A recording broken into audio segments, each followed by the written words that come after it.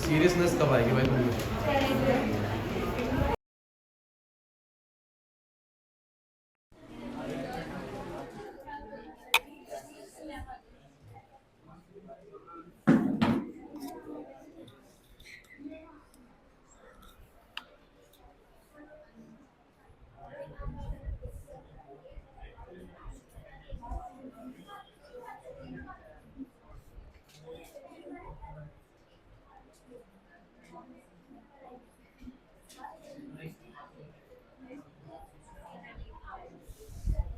करें शुरू भाई, सुनो। लास्ट क्लास भाई लास्ट क्लास हम एओडी कर रहे थे, एप्लीकेशन ऑफ डेरिवेटिव्स, और ऑलमोस्ट बच्चे आए हुए थे। तो मैंने तुम लोगों को एक कॉन्सेप्ट सिखाया था कि in this chapter we calculate the change in areas, change in volume, change in, और क्या हो सकता है, circumference with respect to the radius, with respect to the side of the cube. मतलब आपको वो ये बोलेगा कि भैया क्यूब की साइड जो है ना वो बदलती जा रही है, तो बताइए जब उसकी साइड इतने सेंटीमीटर थी तब उसके वॉल्यूम में कितना चेंज आ रहा था। याद आ रहा है? अरे कुछ ऐसे क्वेश्चन किए थे ना हमने।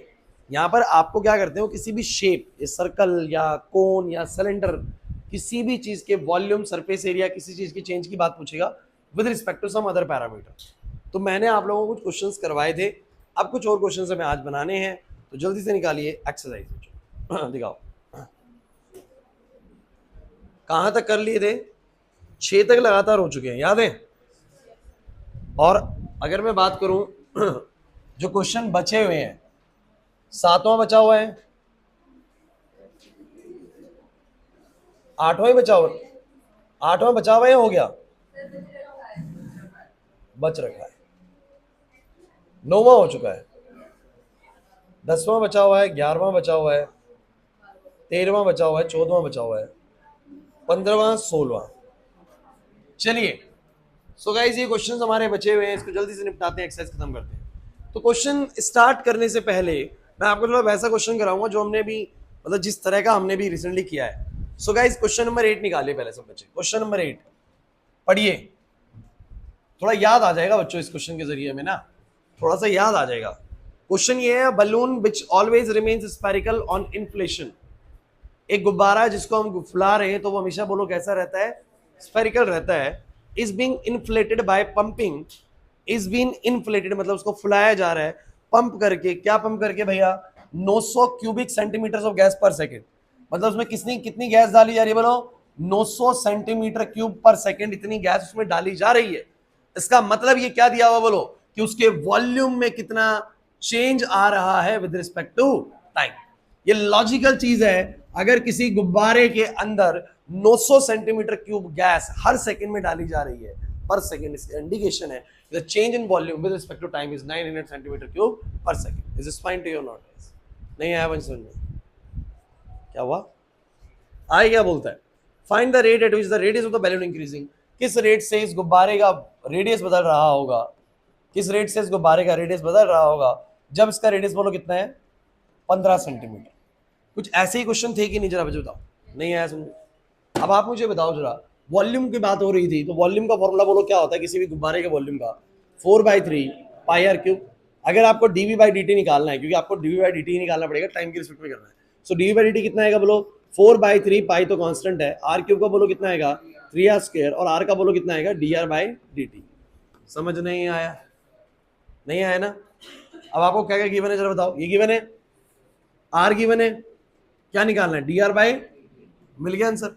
सो बोलो कितना आएगा? 900, 4/3 पाई इंटू में 3 आर स्क्वायर मतलब 15² dr/dt। 3 से 3 कट गया तो पूरी काट देते। वैसे 15 का स्क्वायर करेंगे 225, और 225 को 4 से करोगे तो 900 ही आएगा, तो 900 सारा कट जाएगा, आंसर आएगा 1/π। कितना आएगा? तो मेरा dr/dt कितना आ गया बच्चों?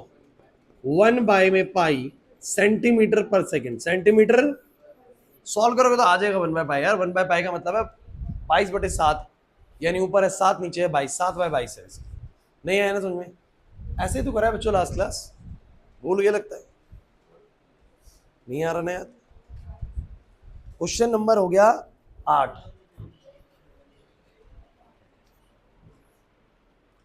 चलो थोड़ा सा तुम्हें अपना कॉन्फिडेंस रेज करना है, 17 क्वेश्चन ट्राई कर लो। 17 क्वेश्चन थोड़ा सा तुम्हारा कॉन्फिडेंस आ जाएगा, तुम्हें याद आ जाएगा पिछला जो पढ़ा था।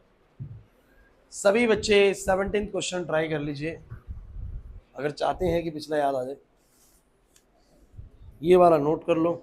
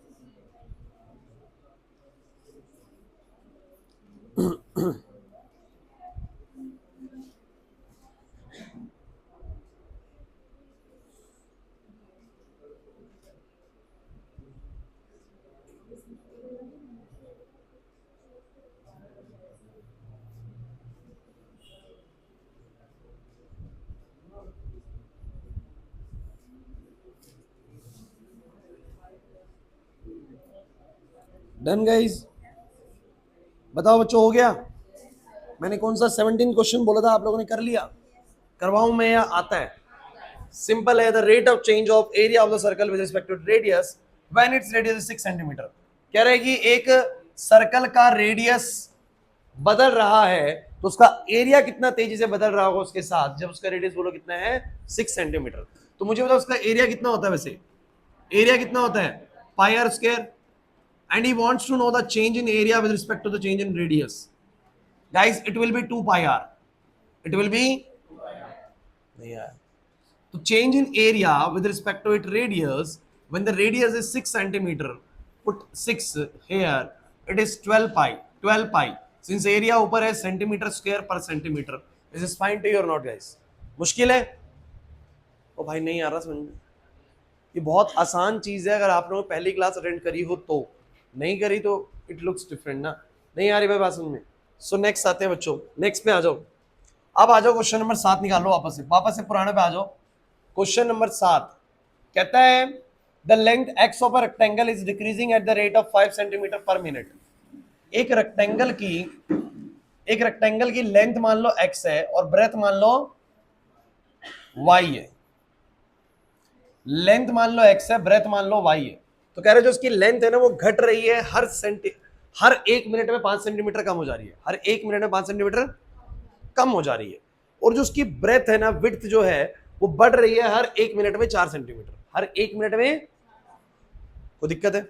मतलब कि जो चेंज इन एक्स है विद रिस्पेक्ट टू टाइम और जो चेंज इन वाई है विद रिस्पेक्ट टू टाइम, यही तो दिया हुआ है ना? D Y by D t और d x by D t. क्या दिया हुआ बता दो? D x by D t. कह रहे हैं कि भैया एक्स तो घट रहा है 5 सेंटीमीटर पर मिनट और वाई बढ़ रहा है 4 सेंटीमीटर। मतलब इसकी जो लेंथ है ना वो घट रही है और ब्रेथ बढ़ रही है। चौड़ा ज्यादा हो रहा है और लंबा कम हो रहा है। नहीं यार ये बात समझ में? सो मैं ये बोलूंगा कि एक्स में चेंज है 5 सेंटीमीटर पर मिनट और वाई में चेंज है 4 सेंटीमीटर पर मिनट। और मैं कह रहा हूँ यूनिट से समझ में आया था बच्चों, सेंटीमीटर पर मिनट मतलब वाई में चेंज पर मिनट। क्लियर है यहाँ तक का? लेकिन एक छोटी सी बात मैं आपको ऐड कर देता हूँ नितिन, यहाँ पर भाई इंपॉर्टेंट चीज है। जब भी ये बोले ना कोई चीज घट रही है मतलब कम हो रही है, तो आपको हमेशा माइनस साइन लेना है। क्या साइन लेना है बोलो? अभी दोबारा सुन लो, ऐसा क्यों लेना है सुन लो। अगर कभी किसी ने बोला कि कोई चीज बढ़ रही है, जैसे मान लो d x by D t तुम कैलकुलेट कर रहे हो और सोचो एक्स बढ़ रहा है, चेंज हमेशा होता है बच्चों, चेंज इन एक्स का मतलब है चेंज हमेशा होता है फाइनल माइनस इनिशियल। सुमित यहाँ पर अभी लिख रहा है, फिर बाद में दिक्कत आएगी। चेंज इन एक्स का मतलब क्या होगा, फाइनल एक्स माइनस में क्या, इनिशियल एक्स। सोच एक्स अगर बढ़ रहा होता तो x2 ज्यादा होता और x1 क्या होता, कम, तो ऊपर की चीज बोलो कैसे आती, पॉजिटिव। और टाइम की टेंशन मत लो, टाइम तो हमेशा बढ़ते हुए नेचर का होता है। किसी ने सुना है कि टाइम घटने लग गया वापस से? टाइम हमेशा क्या होगा बोलो, बढ़ेगा। तो t2 तो हमेशा t1 से बोलो क्या रहेगा, ज्यादा, मतलब नीचे वाली चीज तो हमेशा ही पॉजिटिव रहनी है। लेकिन मैंने कहा कि अगर x बढ़ रहा है, x बढ़ रहा है, तो इसका मतलब x2 ज्यादा होगा और x1 बोलो क्या होगा, कम होगा। ऐसे सूरत हाल में आपको पता है x2 ज्यादा x1 कम, तो ऊपर की चीज भी पॉजिटिव आएगी। रिजल्ट बोलो कैसा आएगा, तो जब चीजें बढ़ रही होंगी तो ऊपर वाला पॉजिटिव आएगा। बट यू नो दैट कि यही dx बाई dt के अंदर आप लोग जानते हो कि अगर चीजें घट रही हैं, चीजें घट रही हैं, अगर x घट रहा है तो बाद वाला x आएगा कम और पहले वाला x बोलो क्या होगा, ज्यादा, जिससे ये जो चेंज है बोलो कैसा आएगा, नेगेटिव आएगा। और ऊपर आ जाएगा नेगेटिव, नीचे बोलो क्या आएगा, positive. Your result will be. तो एक बात ध्यान रखना कि जब भी कभी वो बोले ना कि this value is decreasing at the rate of this, decreasing at the rate of this, तो आपको हमेशा बोलो क्या साइन लगाना है, माइनस। नहीं आया ना समझ में, नहीं आया। और increasing at the rate of this तो लगा दिया बच्चों। अब आगे बढ़ो, क्या बोल रहा है, कह रहा है कि जब इस रेक्टेंगल का जब इस रेक्टेंगल का x 8 सेंटीमीटर है और y इसका 6 सेंटीमीटर है, तब आपको बताना है what is the rate of change of parameter. What is the rate of change of parameter, तब उसका पैरामीटर का रेट ऑफ चेंज क्या होगा, मतलब उसका पैरामीटर कितनी तेजी से बदल रहा होगा।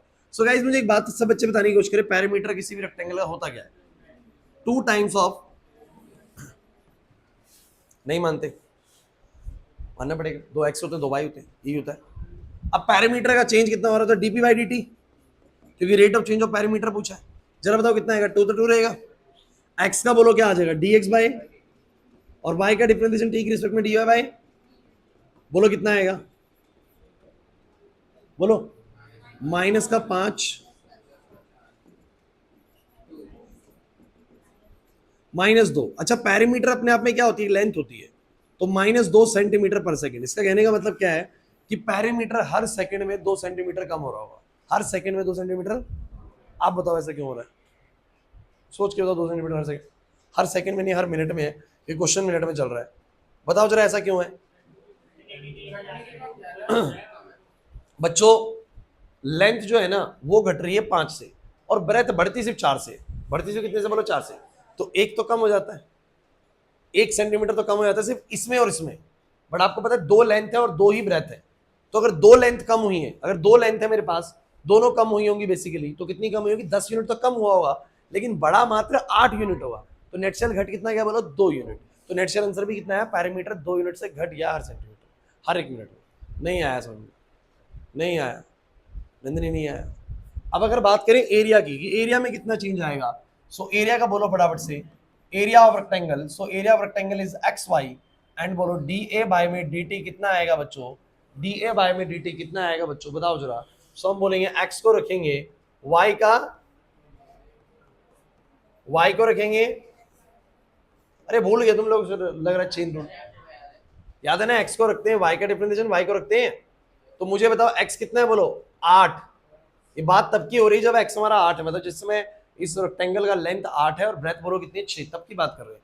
तो ये 8 है, तब D Y by D T 4 है, और ये बच्चों y जो है मेरा कितना बोलो, 6 है, और dx बाई डी टी मेरा -5 है। 8 चौक 32, माइनस में 30, आंसर 2 सेंटीमीटर स्क्वायर पर मिनट। मतलब एक मजे की चीज देखने को मिली है, एरिया बढ़ रहा है, एरिया बढ़ रहा है, एरिया बढ़ रहा है। ऐसा हो सकता है, ये प्रोडक्ट है, ये प्रोडक्ट है, तो वैल्यू यहाँ पर बढ़ भी सकती है इस तरीके से, कोई दिक्कत नहीं। नहीं आया ना समझ में, ओके आगे बढ़ा जाए।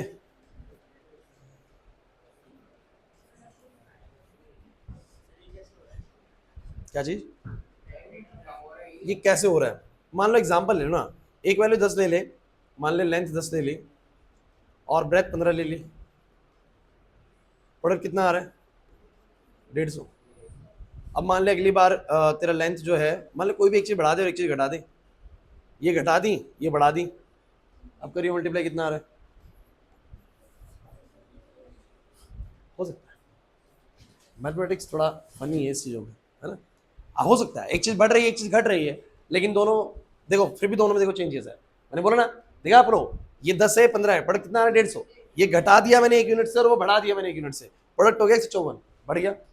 तो एरिया बढ़ सकता है इस सूरत में, ठीक है, आपको लगेगा घटेगा, बट नेचुरल क्या हो रहा है, बढ़ रहा है, पैरामीटर घट रहा है बट एरिया बढ़ रहा है। ओ भाई नहीं आया समझ में, ये तो कुछ नई चीज पता लगी और बढ़िया पता लगा।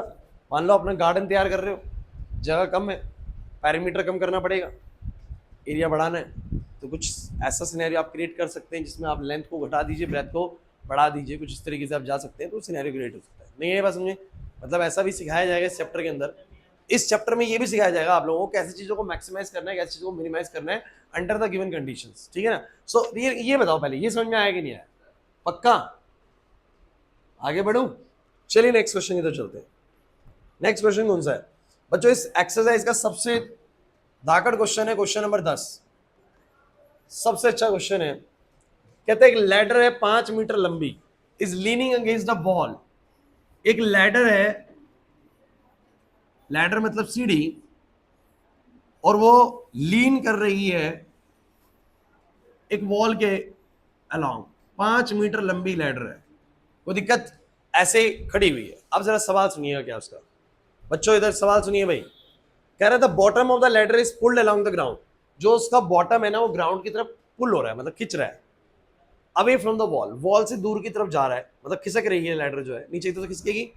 इधर भाई प्रियांशु, इधर लैडर का नीचे वाला बॉटम जो है खिसकेगा तो ऊपर वाला टॉप वाला क्या होगा, नीचे की तरफ आएगा।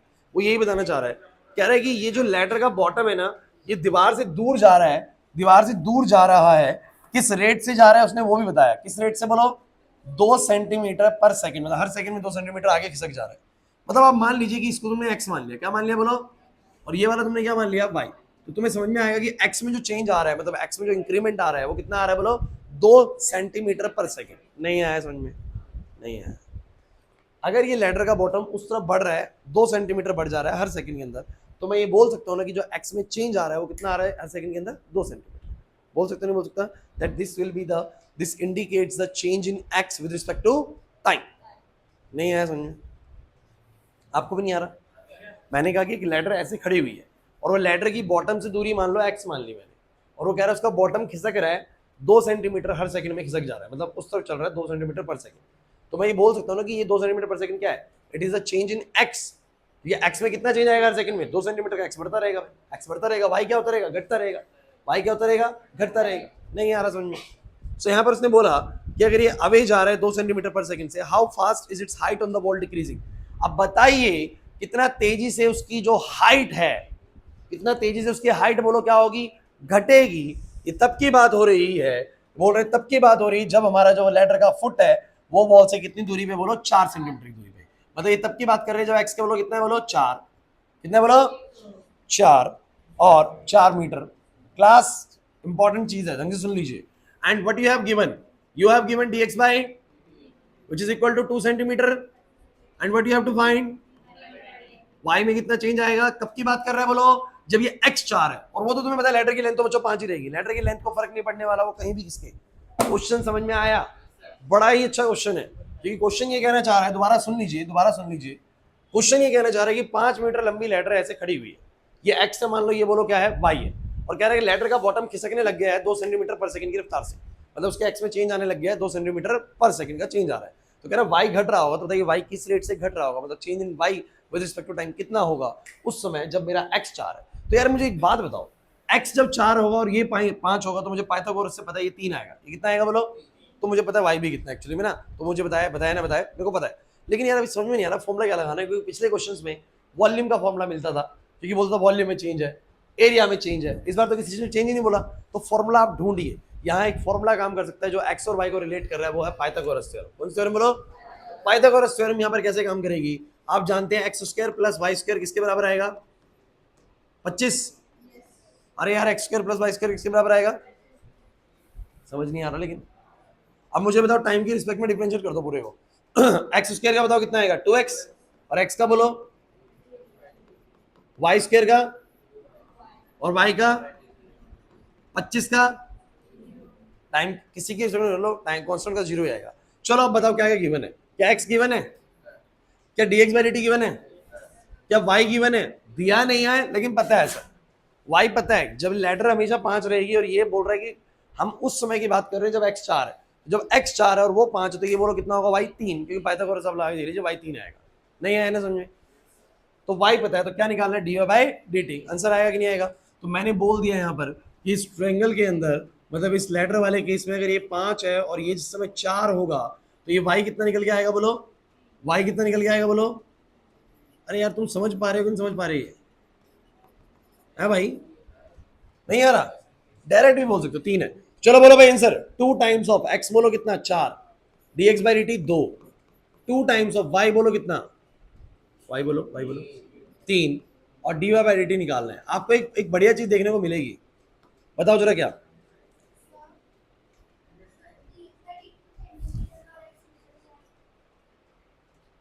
बहुत अच्छे, बहुत बढ़िया। अब ये सब कुछ मीटर में था, वो सेंटीमीटर में है, तो एक काम करो उसको मीटर में कर लो, उसको किस में कर लो। बहुत अच्छी, ये चीज अच्छी शुरू में पकड़ ली। 0.02 मीटर्स पर सेकेंड। नहीं आया ना समझ में? ओ भाई नहीं आया समझ में? 0.2 सेंटीमीटर को लिखूंगा 0.02 मीटर्स पर सेकेंड। फाइन। सो मुझे फटाफट से बताओ बच्चों, फटाफट से बताओ कितना आएगा। 2 टाइम्स ऑफ एक्स बोलो कितना 4, ये 0.02, ये 2, Y 3, D Y by D T बराबर 0, बोलो कितना आएगा बच्चों? ये 8 और ये आ जाएगा हमारा 8 से करेंगे तो 0.16 प्लस में 6।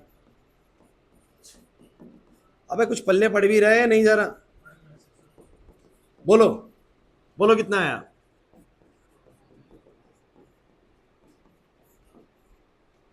बोलो 0.08/3 माइनस का। क्लास 1 में लिखना बंद कर दो, बोर्ड पे देखो ध्यान से। ये आंसर किसमें आएगा? मीटर पर सेकंड में। अगर आप इसको सेंटीमीटर में लिखना चाहते हैं, चाहो तो लिख सकते हो, तो आएगा माइनस का 8/3 सेंटीमीटर। ठीक है, अब सेंटीमीटर में करना चाहो तो कर सकते हो वापस से। तो मुझे आप एक बात बताइए, माइनस में क्यों आ रहा है? क्योंकि वाई घट रहा है। वाई क्या हो रहा है?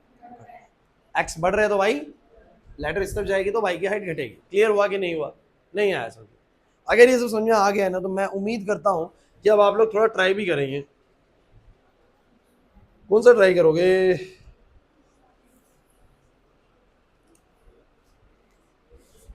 13th कर लो। चलो 13th क्या, मैं पहले करवा ही देता हूँ 11वां भी। नोट करोगे इसको? करो करो करो, आज एक्सरसाइज खत्म करेंगे। नोट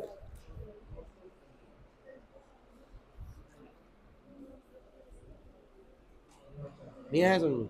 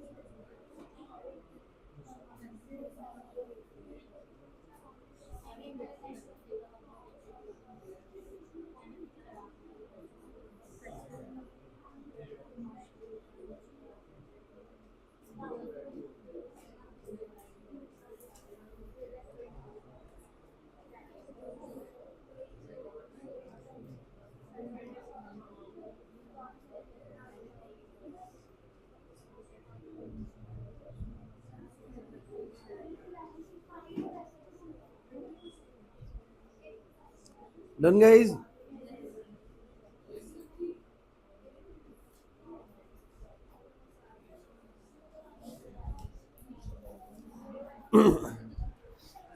चलिए, so your next question is, बच्चों बोर्ड पे प्लीज, क्वेश्चन नंबर 11 कहते हैं कि अगर एक कर्व का ना इक्वेशन है ऐसे। अच्छा, अब आप कहेंगे सर ये क्या है? यार एक बात तो, आप लोगों ने 10th क्लास के अंदर क्या ऐसा कुछ नहीं पढ़ा कि अगर मैं आपको बोलूँ इसका ग्राफ बनाओ y is equal to X plus 4, तो आप लोगों ने फलाना ठिकाना एक्सपुट करके y निकाले, x0 तो y4, x1 तो y5। अरे ऐसे लाइन बनाई कि नहीं बनाई? इधर कनिका, x0 तो y4, x1 तो y5, ऐसे आपने लाइन बनाई। तो आपको पता है जब x बदल रहा होता है साथ क्या y बदल रहा होता है, जब x बदल रहा होता है साथ क्या होता है कि नहीं होता? नंदन इधर जब x बदल रहा है साथ साथ बोलो क्या हो रहा है, y बदल रहा है। तो ऐसी कोई जरूरत नहीं, ऐसी क्वेश्चन है कैसी भी आ सकती है, आप एक्सपोर्ट करेंगे कुछ y मिलेगा, जरूर जो स्ट्रेट लाइन है कुछ ऐसा आ सकता है ना। सो वो आपसे क्या बोल रहा है, क्वेश्चन जरा समझने की कोशिश करें कि एक पार्टिकल है जो कि मूव कर रहा है इस कर्व पे, कर्व है 6y = x3 + 2, मतलब कि एक y जो है वो उस कर्व पे x के साथ ऐसे चेंज हो रहा है। कह रहे हैं find the points on the curve, आप उस कर्व पे वो पॉइंट बताएं जहां पर y coordinate is changing 8 times as fast as the x coordinate. कह रहा है, समझिए बच्चों, कुछ नहीं है फालतू में कंफ्यूज कर रहा है वो। कह रहा है एक पार्टिकल ना एक कर्व पे चल रहा है, उस कर्व का बोलो, उस कर्व का इक्वेशन क्या है बोलो, 6y = x3 + 2। कह रहा है उस पे वो वाला पॉइंट बताइए जहां पर जो y की वैल्यू में चेंज आ रहा है वो 8 गुना बड़ा आ रहा है, किससे बोलो, x से। अगर x 1 यूनिट बदल रहा है तो y कितना बदल रहा है बोलो, 8 यूनिट। हो सकता है ना ऐसा? नहीं हो सकता?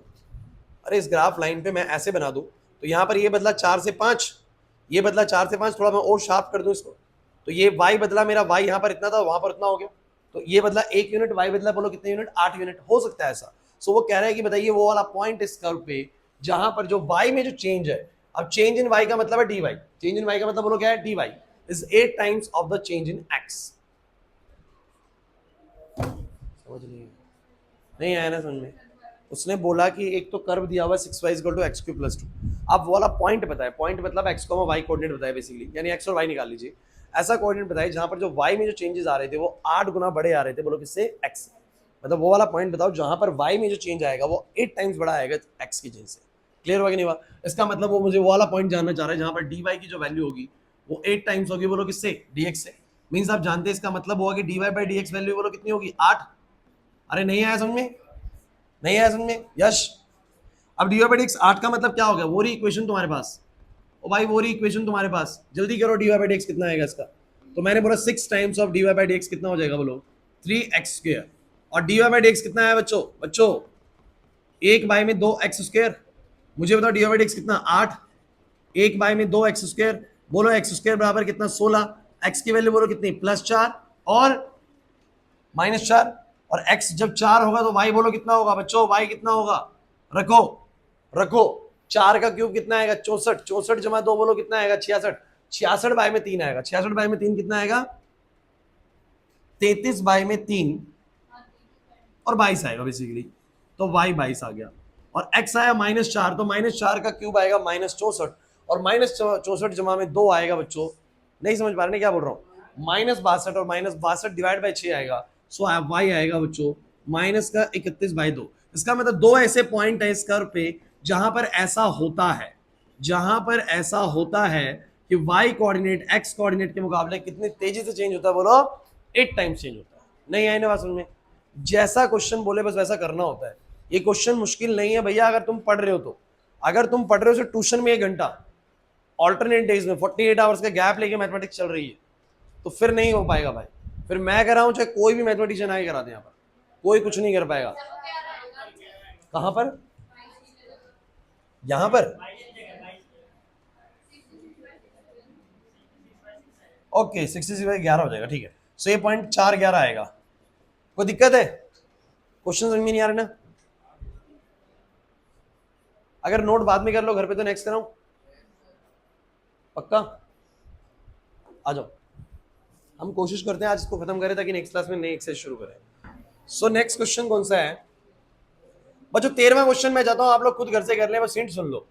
कह रहे एक बैलून है जो कि हमेशा स्फेरिकल रहता है, उसका डायमीटर इतना है, उसका डायमीटर इतना है 3/2 2x + 1।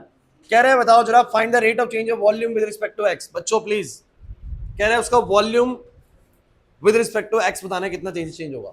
सो यार मुझे बताओ किसी भी चीज का मतलब हमें निकालना है dy/dx, क्या निकालना है, और मुझे बताओ जरा वॉल्यूम किसी भी स्फीयर का क्या होता है, 4/3 πr³। अब r का है सर, ये तो डायमीटर है, सो डायमीटर का रेडियस कितना होगा, डायमीटर का आधा, अरे भैया डायमीटर का ये तो सुना होगा, आधे का मतलब 1/2 से मल्टीप्लाई कर तो हो जाएगा 3/4, तो रेडियस हो गया इतना, तो बोलो कितना आएगा, 4/3 πr³ यानी 3/4 2x + 1 का क्यूब। चलो करो भाई करो, 4/3 पाई 27 बाय में 64 2x प्लस में 1 का क्यूब, बोलो कितना आएगा? ये 9 पे जाएगा, 16 पे जाएगा, 9 बाय में 16 पाई, डन। अभी इसे वॉल्यूम का एक्सप्रेशन बनाया एक्स के साथ, अब तुम्हें निकालना, बोलो क्या है? बस इतना ही पूछा उसने। तो 9 बाय में 16 पाई तो है कांस्टेंट, इसका हो जाएगा 3 टाइम्स ऑफ 2x प्लस 1 का स्क्वायर, और बताओ 2x प्लस 1 का बोलो कितना आ जाएगा? 2। अब ये मत कहना डिफरेंशिएशन भी नहीं आता भाई, कुछ नहीं हो सकता फिर। 9/16 पाई, इसका हो जाएगा 3 आगे, इसकी पावर 2, 2x प्लस 1 का 2 आ जाएगा बच्चों। सो कर दो मल्टीप्लाई, कितना आ जाएगा? 2 से 16 कट जाएगा 8 पे, 9 तिया हो जाएगा 27, 27 पाई बाय में 8 और 2x प्लस 1 का स्क्वायर। बस यही छोड़ना पड़ेगा बिकॉज उसने दिया ही नहीं किस समय की बात कर रहा है, उसने बताया नहीं कि इतने एक्स पे बात कर रहा हूँ। नहीं आया ना समझ में? अरे कुछ नहीं था, डायमीटर दिया हुआ था, रेडियस मैंने निकाल लिया, वॉल्यूम होता है 4/3 पाई आर क्यूब, आर का मैंने वैल्यू डाल दी, वॉल्यूम एक्स के टर्म्स में आ गया, dy/dx पूछा था। नहीं आया समझ में? इसमें ये क्वेश्चन आता भी नहीं, इतना आसान क्वेश्चन नहीं बोलेगा, ठीक है। चलिए, एक क्वेश्चन जो बहुत ज्यादा आया है ना, वो है क्वेश्चन नंबर 14। ये सबसे ज्यादा बार एग्जाम में आने वाली चीज है भाई, सबसे ज्यादा बार अगर कोई क्वेश्चन मेरे को एग्जाम में देखने को मिला है तो वो है क्वेश्चन नंबर 14। क्वेश्चन नंबर 14 फटाफट से सुन लीजिए भाई। कह रहे sand is pouring from a pipe. बच्चों, sand is pouring from a pipe, एक पाइप में से क्या निकल रहा है बोलो? रेत निकल रहा है। इस पाइप में से रेत निकल रहा है भाई, और ये रेत कितना निकल रहा है? 12 सेंटीमीटर क्यूब रेत निकल रहा है हर सेकंड के अंदर, ठीक है। और क्या कह रहा है? The following sand forms a cone on the ground in such a way that the height of the cone is always 1/6 of the radius of the base. कह रहा है जो मिट्टी नीचे गिर रही है ना, वो एक कोन की शेप ले रही है। किसकी शेप ले रही है बोलो? जो मिट्टी नीचे गिर रही है, अरे ऐसी तो होता है जब मिट्टी गिरती है तो वो कोन की शेप लेती है, तो इस तरह की जो मिट्टी गिर रही है ना, वो कोन की शेप ले रही है। और उस कोन में एक बात बड़ी अच्छी है कि उसकी जो हाइट है वो उसके रेडियस से, उस कोन के रेडियस से, पता है तुम्हें कोन में क्या होता है? एक हाइट होती है, एक रेडियस होता है, नीचे सर्कल है, नीचे सर्कल होता है, ऐसे कोन होता है, हाइट होती है ना। तो उसकी जो हाइट है ना, वो उसके रेडियस से हमेशा बोलो कितनी रहती है? 1/6। कितनी रहती है बोलो? ऐसा उसने बोला है कि जो हाइट ऑफ द कोन है ना, it is 1/6 of the radius of the cone. नहीं है बात समझ में? हाइट उसकी ऐसे रहती है, मतलब रेडियस थोड़ा बड़ा रहता है। क्लियर हुआ कि नहीं हुआ? अब आगे सुनो, आगे सुनो, आगे सुनो क्वेश्चन। यार कह रहा है how fast is the height of the sand cone increasing when the height is 4 centimetre. कह रहा है बताओ जरा उसकी हाइट कितना तेजी से बदल रही होगी। मतलब क्या पूछ लिया? मतलब क्या पूछ लिया? dh/dt। बच्चों प्लीज, dh/dt पूछ लिया। हाइट कितना तेजी से बढ़ रही होगी तब जब हाइट 4 सेंटीमीटर है। जब हाइट, कोई प्रॉब्लम नहीं है। आप क्वेश्चन को ढंग से सुनो, दोबारा सुनो, लिखना बंद करो। मैंने एक पाइप से बेसिकली मिट्टी गिरा रहा हूं, उस पाइप से कितनी मिट्टी बाहर आ रही है? 12 सेंटीमीटर क्यूब पर सेकंड। इस सेंटीमीटर क्यूब में क्या होता है? वॉल्यूम। इसका मतलब इस सैंड का जो कोन का जो वॉल्यूम है वो हर सेकंड में कितना चेंज हो रहा होगा। अगर 12 सेंटीमीटर क्यूब मिट्टी हर सेकंड में नीचे गिर रही है तो इस कोन का वॉल्यूम कितना बदल रहा होगा हर सेकंड में? 12 सेंटीमीटर क्यूब। ये क्या लॉजिकल सी चीज नहीं है कि अगर कोई रेत आ रही है 12 सेंटीमीटर क्यूब हर सेकंड में, तो इस कोन का वॉल्यूम भी 12 सेंटीमीटर क्यूब बदल जा रहा होगा हर सेकंड में, बढ़ जा रहा होगा। सो मैं कह सकता हूं कि जो वॉल्यूम में चेंज है विद रिस्पेक्ट टू टाइम, वो कितना दिया बोलो? 12 सेंटीमीटर क्यूब। और उसने बोला है जो कोन बन रहा है उसमें उसकी जो हाइट है वो 1/6 रहती है हमेशा रेडियस से, या बोल सकते हैं रेडियस जो होता है वो हमेशा 6 टाइम रहता है बोलो किससे? हाइट से। नहीं है बात समझ। तो कह रहा है बताओ उसकी हाइट कितना तेजी से बढ़ रही होगी तब जब उसकी हाइट बोलो कितनी हो चुकी थी? 4 सेंटीमीटर। तो मैंने कहा वॉल्यूम की चर्चा हुई है, यहाँ पर वॉल्यूम की बात कर रहे हैं, सो कोन का वॉल्यूम लेंगे। और कोन का वॉल्यूम क्या होता है? अब मेरे साथ एक प्रॉब्लम है। मेरा प्रॉब्लम क्या है? इधर सुनिए, मैं जब dv/dt कैलकुलेट करूंगा तो मुझे पता है यहाँ पर आर भी है, एच भी है। अगर आर और एच दोनों हुए तो मेरे लगेगा प्रोडक्ट रूल। क्या लगेगा बोलो? और लेकिन मेरे को एक काम मैं आसान कर सकता हूँ, मैं ऊपर से ना आर को या तो 6h पुट कर दूं या एच को r/6 पुट कर दूं, तो ये पूरा एक्सप्रेशन किसी एक ही वेरिएबल में आ जाएगा, नहीं आ जाएगा? उससे मेरे लिए डिफरेंशिएशन करना बोलो क्या हो जाएगा? आसान। तो मैं जानबूझकर ना किसी एक को पुट कर दूंगा।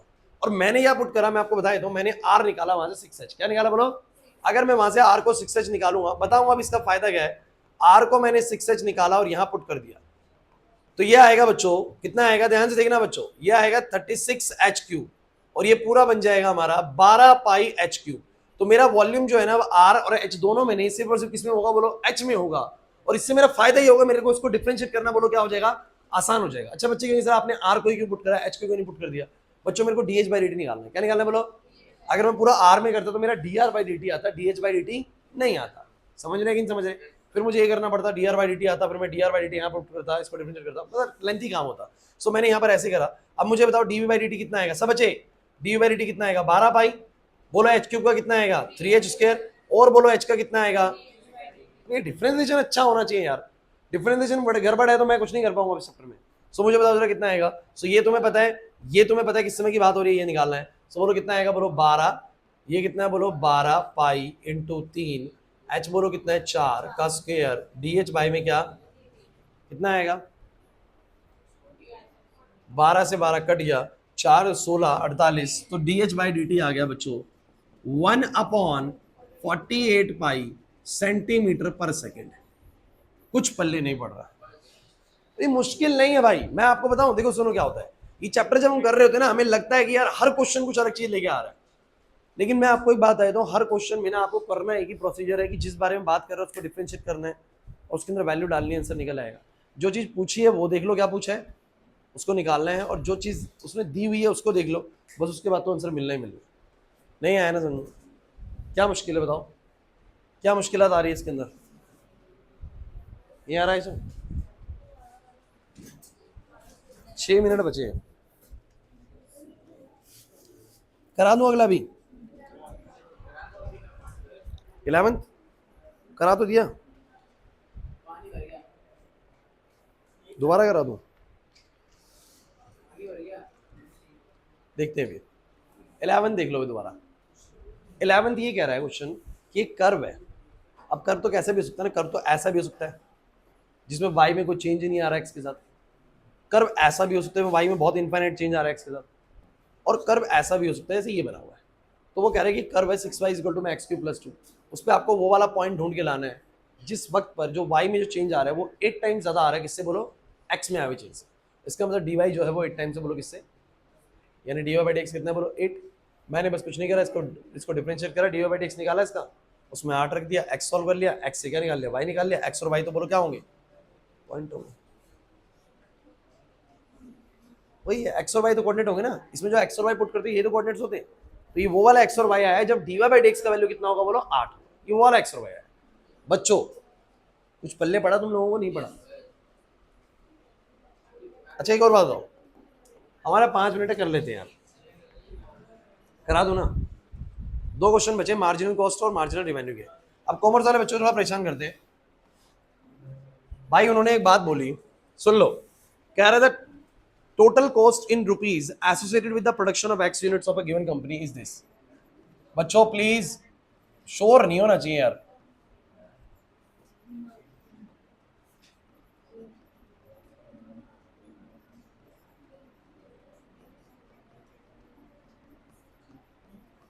किसी कंपनी की टोटल कॉस्ट इक्वेशन ये है भाई। क्या मतलब इस कॉस्ट इक्वेशन का आप बताएंगे?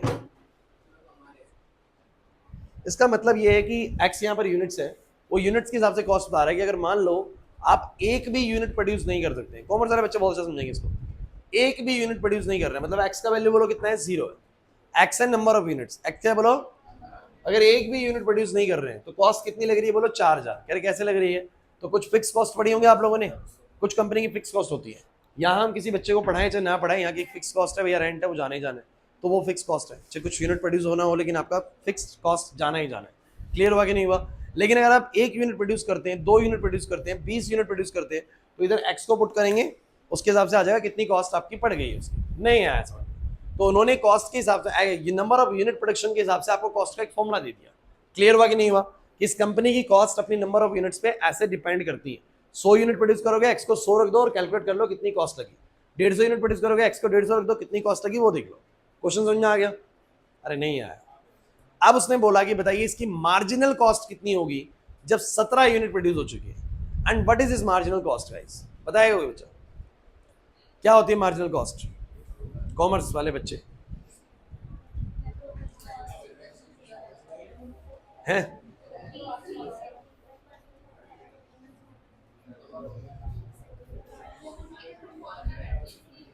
तो साइंस वालों को तो कहाँ से पता होगा, बेचारों ने पढ़ाई नहीं करी। डेल्टा वाई, ये डेल्टा वाई क्या होता है? किसमें चेंज?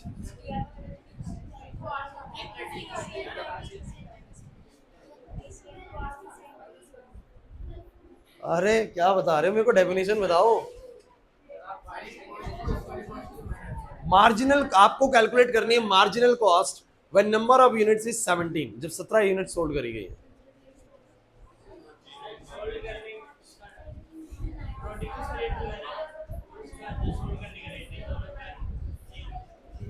आपने नहीं पढ़ा ऐसा कुछ, cost for one additional unit पढ़ा है? क्या मतलब होता है इसका? क्या होता है इसका मतलब cost for one additional unit? बताओ भाई। यहाँ पर यहाँ पर जेएमएस वाले भी बैठे हैं, अनुज मिश्रा वाले भी बैठे हैं, तो आंसर करो सब बच्चे। मार्जिनल कॉस्ट सबने पढ़ा होगा, ऐसा नहीं हो सकता कि मार्जिनल कॉस्ट आपने ना पढ़ा हो। Cost for one additional unit. अच्छा मैं बहुत सिंपल आसान शब्दों में बताता हूँ, ज़्यादा कॉम्प्लिकेट नहीं करूँगा, बिकॉज मुझे भी बहुत ज़्यादा पता नहीं इसके बारे में। जितना आपको बताने के लिए पता होना चाहिए उतना मुझे पता है। हाँ बोलो।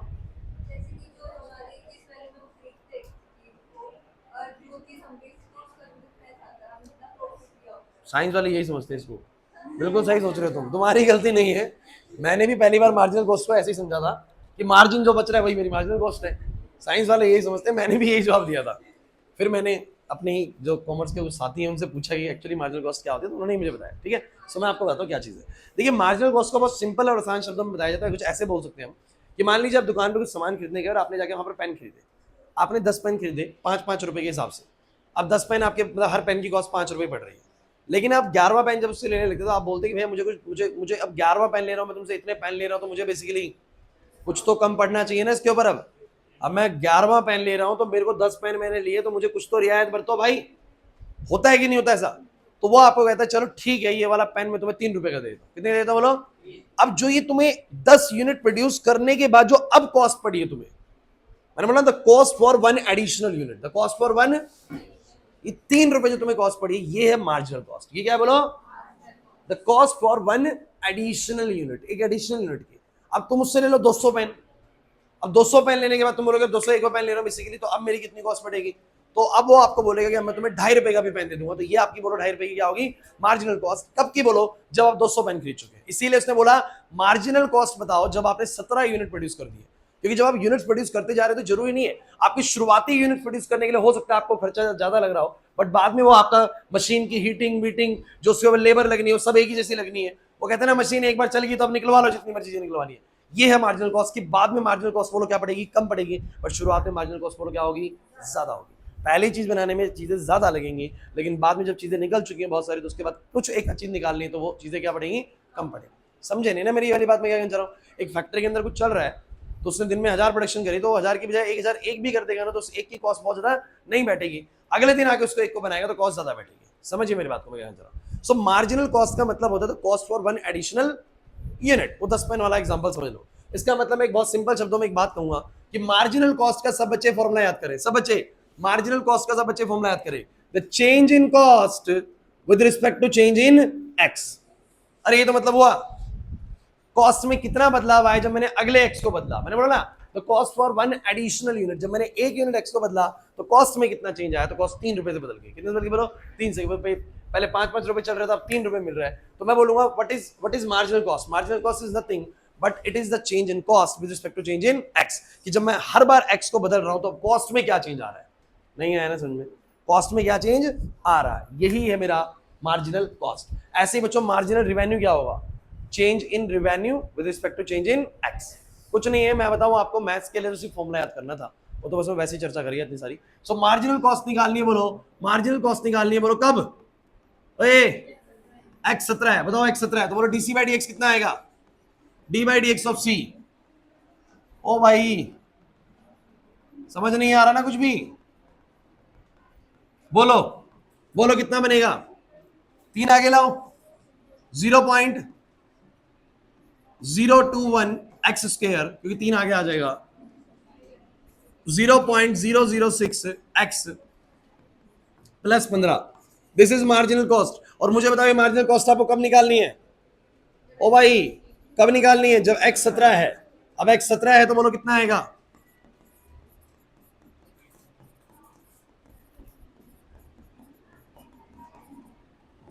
कर लो, नहीं आया ना समझ में। अच्छा अगला क्वेश्चन सेम मैं करा नहीं रहा हूं, अगले क्वेश्चन में ना सेम आपको दिया हुआ है रिवेन्यू, क्या दिया हुआ बोलो, रिवेन्यू आपको दिया हुआ है 13x² प्लस में 26x प्लस में 15, आपको बोला है मार्जिनल रिवेन्यू निकालो व्हेन x इज 7। जरा फटाफट से बोलो मार्जिनल रिवेन्यू क्या होगा, कितना रिवेन्यू में बदलाव आया जब मैंने 1 यूनिट बदला। अरे नहीं आया समझ में यार, अरे यूं मान लो किसी के लिए कोई खर्चा है तो किसी के लिए वो कमाई है ना। सो कितना रिवेन्यू मिला जब मैंने अगली यूनिट को बदला basically. So dr by d x, guys फटाफट से बोलो d by d x of किसका बोलो 13x² प्लस 26x प्लस 15, बोलो कितना आएगा 26x plus 26। This is marginal revenue, लेकिन जिस समय x मेरा 7 होगा तो ये आ जाएगा 26 गुना में 7 जमा में 26। अब बोलो कैलकुलेट हो जाएगा नहीं हो जाएगा, नहीं आया ना समझ में। और ये जो तुम कॉमर्स वालों को काम आएगी, केमिस्ट कॉमर्स के अंदर भी, इकोनॉमिक्स के अंदर भी, अकाउंट्स के अंदर है कि नहीं पता नहीं, कॉमर्स इकोनॉमिक्स में तो होगा, इकोनॉमिक्स का टॉपिक है इसका, इको का टॉपिक होगा ये। सो ओ भाई मुझे ये बताओ 6.1 समझ में आ गई। एक चीज और बहुत कान खोल के सुन लीजिए, छुट्टी मत करिएगा परसों, क्योंकि 6.2 शुरू कराऊंगा इंक्रीजिंग डिक्रीजिंग। 100% क्वेश्चन आता है पेपर के अंदर, 100%, एक पॉइंट का भी डाउट नहीं है, 100% क्वेश्चन आएगा।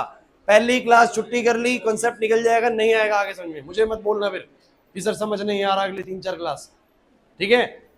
छुट्टी मत करना भाई, बस इतना ध्यान रखना, जाओ।